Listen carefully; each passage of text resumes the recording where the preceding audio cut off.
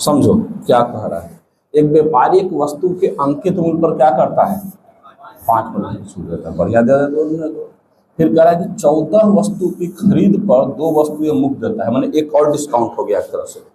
14 वस्तुओं की खरीद पर 2 वस्तु मुफ्त देता है, मतलब यानी कि 16 पर 2, 16 पर 2 का डिस्काउंट है। एक डिस्काउंट हो गया यह है ना 5% का, 20 पर एक डिस्काउंट हो गया 16 पर 2 यानी 8 पर 1, 16 पर 2 मतलब 8 पर 1 डिस्काउंट हो गया। अब पूरे व्यवहार में उसको 33% का लाभ हो रहा है, यानी छूट देने के बाद लाभ हो रहा है। ऐसा कभी भी हो, यानी एमपी और सीपी में रिलेशन निकाल सकते हो।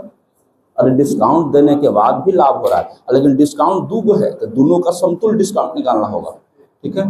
लाभ हो रहा है, यह मानते हुए कि एक ग्राहक ने 14 वस्तु का भुगतान करता है और एक वस्तु का अंकित मूल्य उसके क्रय मूल्य से कितने प्रतिशत अधिक है। यही तो पूछा है, अंकित मूल्य और क्रय मूल्य में रिलेशन पूछा है और कह दिया है कि 14 वस्तु खरीदा है, माने ये जो केवल लग रहा है नहीं पूरा पूरा लग जाए। तो बस तो क्या करो कि तुम पहले डिस्काउंट निकालो। तो डिस्काउंट 2 है तुम्हारे पास, एक 5% का, 5% के डिस्काउंट का मतलब कहता है कि 20 के समान 19 में दिए होंगे, है ना। और 14 पर 2 यानी ये है 1/8 है। अरे भाई 2 वस्तु फ्री मिला है, 16 वस्तु घरे ले गया है, तो 1 8 से कितना हो गया 7, यानी 20 अठे 160 है 133, यानी ये दिख रहा है आपको डिस्काउंट दिख रहा है ना, डिस्काउंट इतना % का। इतना डिस्काउंट होने के बाद भी क्या हो रहा है, 33% क्या कमा रहे हो, लाभ कमा रहे हो। 33% लाभ कमाने का मतलब क्या होता है बताओ तो।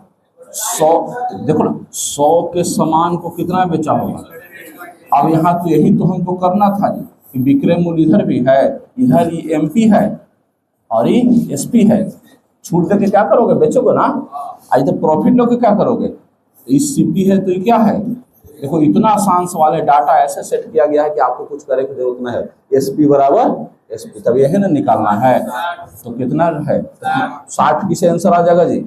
कह रहा है कि अंकित मूल्य क्रय मूल्य से कितना, ठीक है, अंकित मूल्य क्रय मूल्य से कितना % अधिक है, तो 60%। देखो डाटा ऐसा सेट करल है कि आपको कुछ ज्यादा करे की जरूरत न पड़े, है कि नहीं।